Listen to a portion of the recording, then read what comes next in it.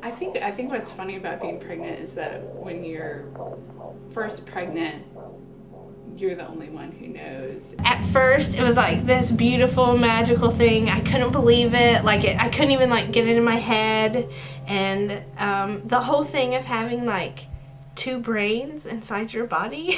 I also have kind of a disconnect because I have seen myself so long the way that I used to look, that when I see myself in the mirror or a picture and I have this big belly, I just sort of think, who is that? At first, I didn't really care too much about it.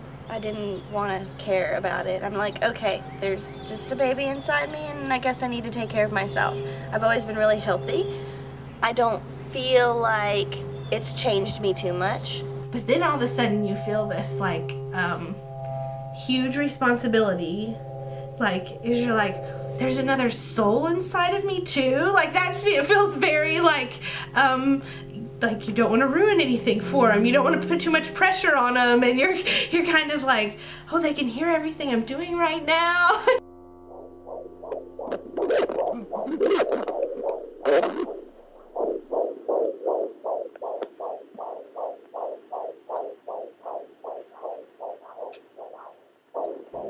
I know I'm pregnant and I can feel the baby, but I sort of think about it sometimes if the baby was something that I was cooking in the oven and you could open the door and look in, I would be looking in all the time just to see. And emotionally, sometimes it's really hard.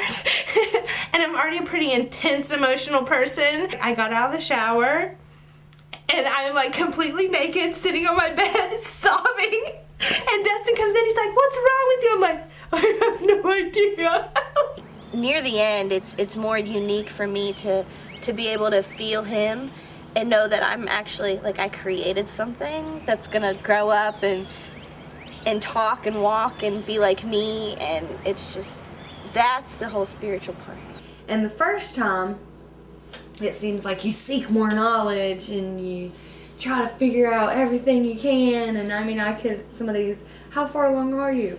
"Why, I'm 28 weeks, 2 days and 17 hours along." Now, if you ask me how far along I am, I'm like, I'm having the baby at the end of January. One of the things that our doula said to us a couple weeks ago really struck me, because she said, "I don't want to scare you, but you're going to be saying goodbye to part of yourself when this baby comes." And I think that her saying that to me, I hadn't really thought about that before, but suddenly it was like it unleashed all these different feelings about the independent, private person that I've been before. At first it was physical, but now it's spiritual, I guess. It's kind of both. Oh, it's Come quickly, little baby. Is she This what? is why I didn't drug you. The ladies in both sides of our family have just really sat down with me and talked about their experiences. I've watched a couple of the baby stories on TLC. I'm not a big fan of them though, because all of them, to me, I'm very firm on having a natural childbirth with no medication, no nothing, and every birth that they have ever had that I've seen is all medicalized. I had everything you could possibly think of because I was induced. And it ended in a C-section, but with my first. And then I had a home birth with Sarita with my second. So. Ladies at church have taken me under their wing. My mom has talked to me about her experience having me since I was pretty young, and always talked about it as a good experience. I have been told, things, sensations that you'll feel and negative feelings that you'll feel to prepare myself for that, and certain ways to help prevent pain. I know labor's gonna hurt, of course. I just don't think you can really pinpoint until you actually experience it how it really feels. a lot of people who I've talked to have told me, if not exactly horror stories, then about their experiences that haven't been good, or about using medication. My mom had natural childbirth with me, so that was always put out there as something that's doable and preferred.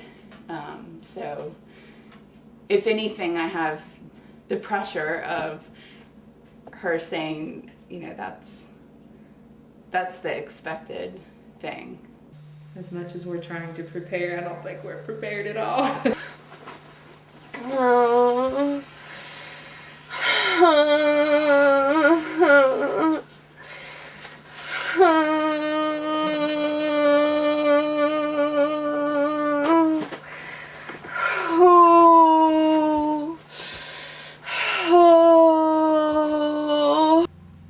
I feel like if it takes forever, I'll want to give up, and I don't want to give up, because if you want to give up, then your mind controls your body, puts you more at risk. If you're not in it mentally, then you're more at risk, and you have to go to the hospital.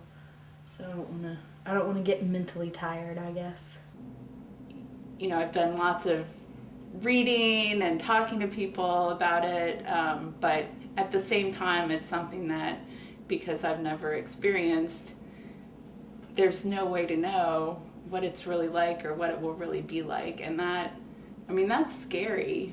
I picture it as just kind of euphoric. I mean, I think that it's just, we've just been blessed beyond belief just to even be pregnant and to be able to experience bringing a child into this world. I cannot imagine. I just cannot imagine. So I picture, I hope, I've already packed candles, and I know the birth center has candles. So I picture definitely having candles, and I have on my list of things to take to the birth center, our iHome, and I want to listen to the Norah Jones radio station on Pandora to be kind of at ease. And I just picture trying to set up as mellow and as calming of an experience as possible. Let's compare childbirth to taking a psychedelic trip. You have to feel safe about your surroundings. You have to be around people who know and love you. Nobody wants to trip at the hospital. That doesn't sound fun. You want to do it at home and just be comfortable and feel safe, and then you'll have a good trip. If you don't feel comfortable and you don't feel safe and you're not surrounded by people who love you, then you're going to have a bad trip. So I think as long as I'm comfortable, safe, surrounded by people I love, I'll have a good labor. I have no idea what to expect.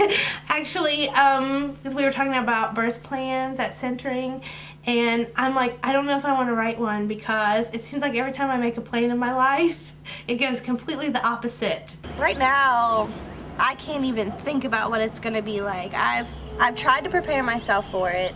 Like, I'm expecting the worst of the worst pain and just something so unimaginable that I'm not gonna make it.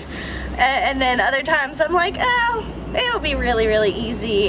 I get like carried away with things being like perfect, and I've had to like step back and say like, this is gonna happen the way it's gonna happen. That, you know, I can't control everything, and that's okay. Like, I keep having to tell myself that, like, I just need to enjoy the experience for what it is, whatever happens, either way, and just keep reminding myself that in the end I get a baby out of this.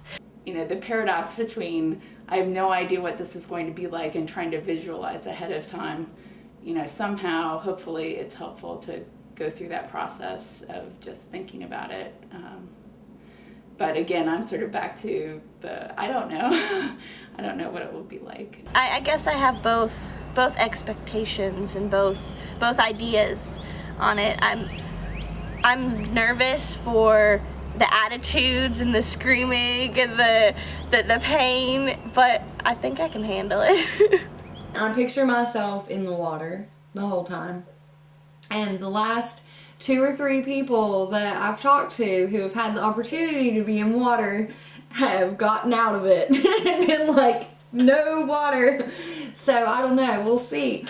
I definitely want my family there. Actually, my husband and my dad are both going to be in the room with me because my mom didn't want to see me in pain. So that's I kind of imagine it as like a family thing and them encouraging me, and I hope that I am not rude and mean and screaming at everybody. My mom is my best friend, so I don't know how I'm going to feel in that moment. Of all people, if anything, I know that Gabe will be there, but I may want my mom there, you know. I'm there and I'm getting ready to push, and then I can't push, and then nothing comes out, and then all of a sudden I just get mad at everybody and everybody just leaves. And then I do it on my own, completely by myself, with absolutely nobody there. I've always been really independent. So doing it on my own, I don't know if that, like just thinking about it that way, because that's not how I want it. I want Terry to be there, and I want my grandma to be there.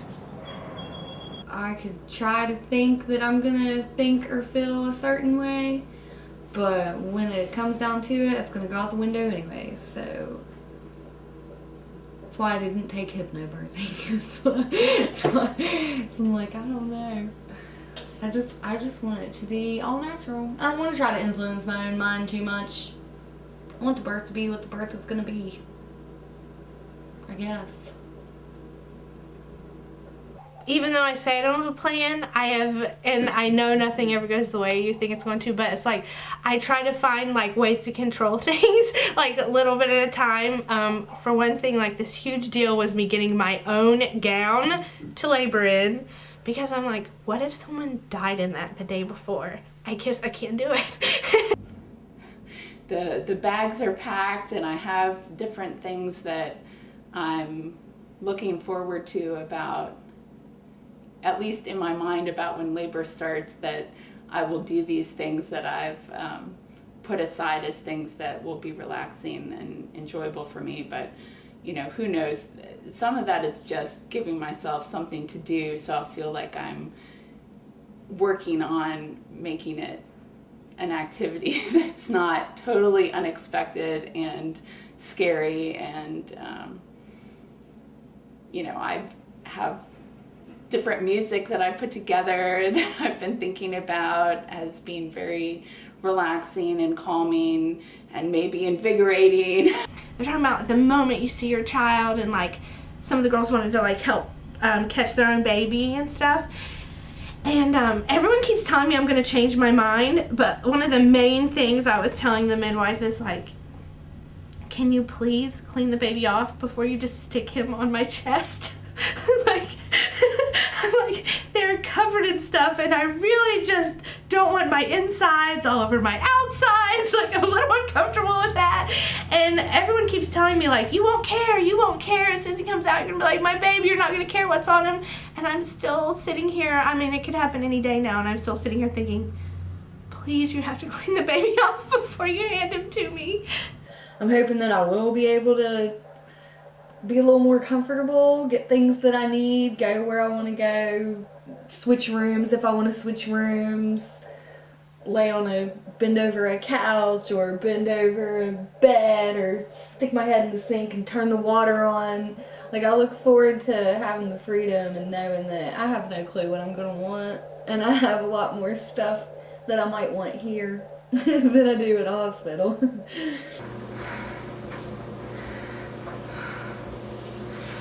You're doing good, baby. It'll be over before you know it. Almost there.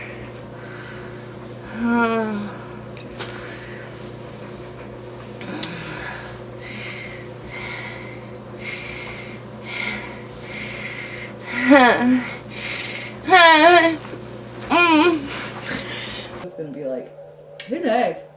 On one hand, I'm like, oh, I want to educate people about how great home birth is, so it's going to be this spiritual journey where I'm just going to be like, yes, folks, and I'm birthing my baby right now. And I'm like, yeah, right. It's not going to be that beautiful.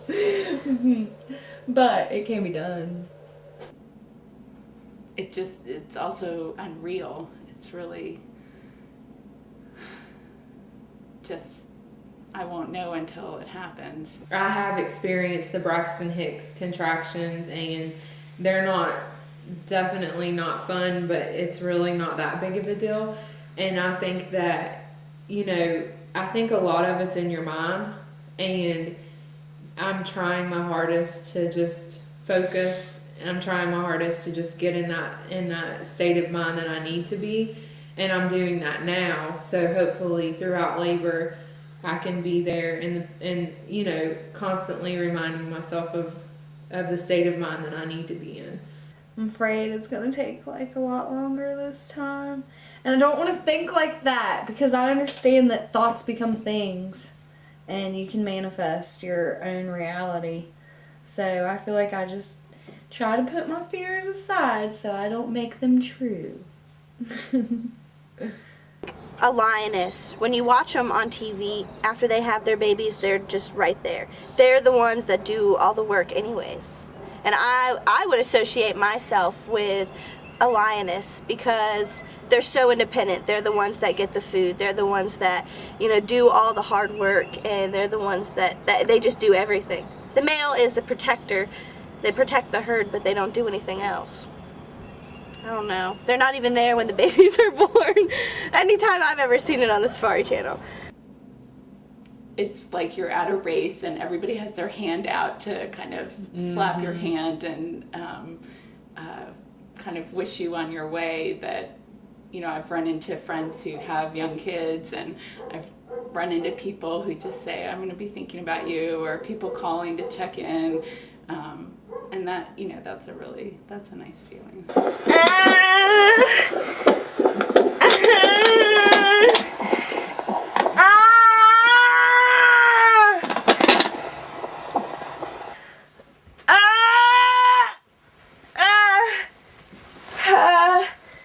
I can see the baby's head. Oh, there's the baby. There's the baby. He's off.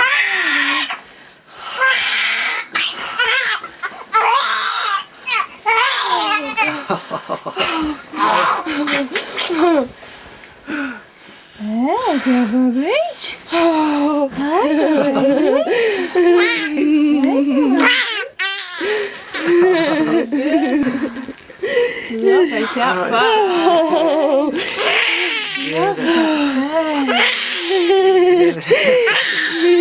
I knew I was in labor at midnight when I went to the bathroom, and it just was cramping everywhere. I mean, everywhere, from the top to the bottom, to my toes, to my teeth. It was intense. I was planning on being just this nice, holy woman, so kind and pure, and I was the complete opposite of that, and we delivered at the hospital. Well, it definitely didn't go, I'm glad I didn't have a plan, because it definitely didn't go as anyone planned at all. They didn't think I was going to have to be induced, and then I had that low amniotic fluid. They thought it would take 12 to 24 hours after the Cervidil, and it happened right away. So I'm really glad I didn't really make a big birth plan. And it left me open to be able to, I didn't think I wanted to be in the water or do anything in the water, and then I tried it and I loved it. So I was really glad that I kind of left things open. We tried everything under the sun to try and get her to come somewhat naturally without having to take the Pitocin to be induced, because I was still steadfast on going the natural route, and I've always heard if you have Pitocin, then it makes it really, really hard to not have an epidural. All of the old wives' tales we pretty much tried, but ultimately, not that it didn't help, because I still believe in all of that stuff. I think though that it was all in my mind, and I was actually really nervous about delivering at the birth center. We just kept waiting and waiting, and had a lot of people asking us what was going on, and I went into the midwives and kept having the appointments and had had the non-stress test and the check of the amniotic fluid. And so I had that done 3 times, and the 3rd time the amniotic fluid was too low. The tech talked to Laura and said that Laura wanted to talk to me. She handed the phone over, and I talked to Laura, and Laura said, we're gonna have to admit you because it's so low. And I cried. I was very unhappy about that. That was not my birth plan. It was one of those, is that a contraction? Kind of contractions. So when it's like that, it's not quite real yet. But I think at that point, I called the midwife again and was like, yeah, I'm starting my, is that a contractions? But I know it's a contraction, but it's not like a strong contraction. It's hard to describe it. At first, I thought I feel kind of crampy, like I have a stomach virus, and I wasn't sure because, you know, everyone tells you, like, everyone's like, the painful pain. So at very first you're kind of like, and I'd waited so long, I was already like way overdue, and they told me it wasn't gonna happen for 12 more hours. So I thought, oh, okay. But then once you're at probably 4 or 5, like, you know, there's no denying something is going on in your body, and it didn't just feel like a cramp anymore to me. And so it's hard to describe, but it literally felt your entire, like, stomach, back, thighs, everything is contracting and trying to push out all your guts. As gross as that sounds. I went outside. I just wanted to be outside, and I'm hanging out outside, and then my contractions started hitting, like, real, okay, this is a contraction. I'm gonna start timing these. And it was 4:23 when I timed my first contraction. And when they came quickly. I think the first one was 7 minutes apart and lasting like 10 seconds. So I was trying to rest, but I wasn't very successful at that because I was upset.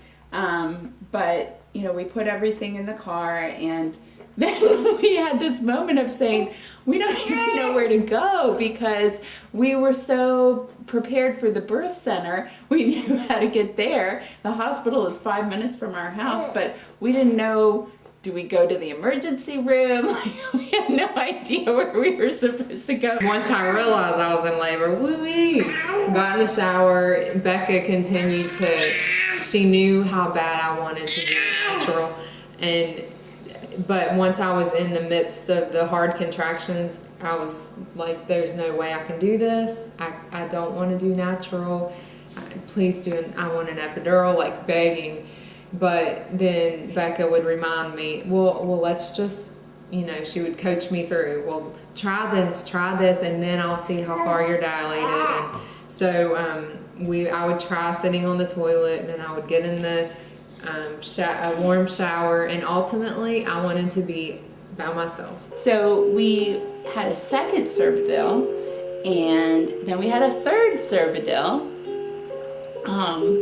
Yes, that was a lot of those, but still I wasn't really dilated very much. I was still maybe at 2.5. Then I started going into my own world, I guess. And so labor really begins. And when I got to the birth center, I think I was maybe 4 centimeters, 3 or 4 centimeters, something like that. I labored for quite a while. I tried to eat, didn't want to eat anything. I tried to drink, still couldn't drink anything. I think I labored from about 9:30 to maybe 4 or 5 or so. I go in and they're like very casual about it. They're like, we're gonna put this stuff in, it's gonna take 12 hours. Then usually if you're not already dilated before we start, it'll take another 12 hours. It's gonna be a really long time. So they put it in, and like 6 hours later, I'm like 4 centimeters, and I'm like totally uncomfortable. I'm like all over the bed, and I'm like, I think this might be labor. I really remember thinking, because I truly wanted to be positive about the whole experience, and I wanted to be able to meditate and to be able to focus on a song or focus on God or focus on the blessing that was about to come and things like that. But I was so self-involved. I couldn't focus in, knowing, okay, here comes a contraction. All I could focus on was the pain. When you are in the heat of the moment, you are only thinking about having a contraction and trying to get this baby out, and you think everybody in the world is against you. The music that I wanted to have, because I'm a music person, and we listened to a couple of them, and one of them we listened to many times because I was, at some point with all the contractions, I was having trouble saying much. So I just kept hoping that someone would change the music, and I think that everyone else thought that it was helping me to hear this music. Grandma and Terry switched off helping. It was very intense. I do remember around 3:30 or 4, Becca tried to break my water, and my sack was so thick it took her probably about 5 or 6 minutes to break it. No fluffy bunnies came to visit. There was no rabbit. No rabbit came to visit. I got up and I had my last shower, and I was back, and they checked and said that, hey, Rebecca, when did your water break? And I said, I have no idea. I had family there, and which is such a blessing. I was so grateful. We were so grateful for the support that was there. But I remember thinking, I just wish no one were here. I wish I were in a cornfield by myself and with God, and that's all. And I was like throwing a huge fit, and I wasn't mean, but I was like, I'm sure I like woke everyone else up in the thing, because I was like, ah! I knew it wasn't gonna be pretty, but it was definitely not. Like, I was making like animal noises. I was very disappointed because Becca came in and told me that I had to go to the hospital because I was not laboring anymore to the point where it's safe for the baby or I. So Bergen was like, why don't we try getting in the bathtub? And at first I thought, okay, Bergen, whatever, that is not gonna help. But then I loved it. When I got the natural urge to push, I was like, I want to push. Like, my body wants to push, but my mind didn't want to push. Like, I wanted to hold it in there a little longer for some reason. So I think once I knew I had to go to the hospital, I kind of let my body just relax, maybe. And we had time to set up our iHome and turn on what station? The Nora Jones station. And it was a good experience, even though we had to be in the hospital. Becca came in and calmed my nerves quite a bit. She had told me that if I don't take the Pitocin and if I don't take the saline, then that could be very detrimental to Noah and I, and I would have to have a C-section, and she says, that's not what you want to do. So I took the Pitocin, and they gave me a Stay-It-All, which is like a Tylenol 3. I was very anti-medicine, induction, drugs, blah, blah, blah, but it was one of those times that I had to think about my baby before myself. I thought that I would be in water, but had her on a Tuesday. I was supposed to get the tub that Friday, but it's okay that I didn't have her in water. But I love water. I feel like the back pain would have been alleviated if I would have the water tub. I just remember this intense pressure everywhere, and then all of a sudden she was like, well, let's check, and she checked, and she said, oh, there he is, he's ready to come out. My beads. I wanted to go through each one and remember who it was from and what they said at the blessing way, but there was no time for that. Not at all. And I would go, 1, 2, 3, stop, rest, breathe, and 1, 2, 3, and then I screamed and pushed and screamed and pushed, and I think I did that forever, it felt like. So I had my like pretty gown on, and I was like, I I totally thought, even when I was like, a half an hour before he came out, I was like, don't put him on me. I want him cleaned off first. And then once you actually have to push the baby out, you're like, give him to me, put him on me, you know? And so, yes, immediately, I was like, ah! And I let him put him on me, bloody and gross and everything, and I didn't care at all. Like, I had my hands all over him in it. I didn't care. I think the reason why I had that fear of my family and Terry not being there is because I was scared they were going to tell me to do it a certain way, or they were going to convince me to do something else and just go against what I wanted to do. And that was my fear of me telling them they have to leave, but not once ever did anybody say you should do this or you need to do this or we really think, you know. And the only person that ever said we needed to do something different that I didn't want to do was Becca. And, you know, I had to listen to her. Right after, the first thing I said, of course, after I'm like, my baby, thank you, Lord, you know, and all that. Right after all of that, I said, I will never do that again.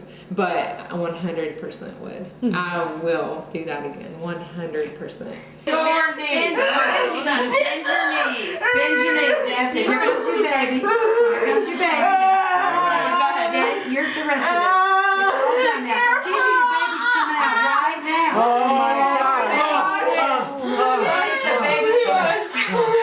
18. It's so slippery. That's okay. Oh my It's God. supposed to be slippery. Here, hold that. Oh my God, honey. It's coughing. It's coughing. Oh, that baby's supposed to be coughing. That way you don't have to touch it. It's a boy. It's a boy. Don't. I definitely visualized being able to hold Noah and trying to imagine what my life would be like in the next couple of years with him, and I just couldn't wait to see his face. So I was able to focus every time that I was having a contraction. I was able to focus on that contraction and tell myself, okay, I need to relax into this, and I need to visualize myself opening up and then his head coming down, and I could see myself making him move down and doing everything he needed to do, that I needed to do. I completely understand because I've always asked ladies that have done the natural route, and I get when people say it's like a period cramp on a whole other level, because it is. I totally understand that, but to me, words can't even describe it. Words can't describe that pain in that moment, that pain, and just the exhaustion that leaves your body, and just that I can't explain it. Here's how I cope in my head with my contractions. Each contraction is a wave, and I was surfing. So when I could feel it coming on, I'd be like, in my head, say, oh, here comes a good wave, I gotta catch it. It's hard to have a story about it and have anything that's negative because she's going to hear it. Because I want to be truthful about it, but I also, you know, I don't want what gets passed down to her to be something like this was this experience, and, you know, that's hard to do because I have a lot of different feelings about the birth, and you know, I definitely do have this feeling of wanting to make sure that she, you know, hears truth about it, but also, you know, that she doesn't find it troubling or anything like that. It felt like I was watching a movie almost. It doesn't even feel like it. And you're like so relieved and so excited. And then I was like, I remember like trying to like look and like make sure he had like all of his fingers and toes. And I just remember being like, I love you, you're here, I love you so much. And like, how do you love somebody you just laid eyes on for the first time? But you do. It's amazing. Like, you wouldn't think that would happen, but it does. You're like overcome with love.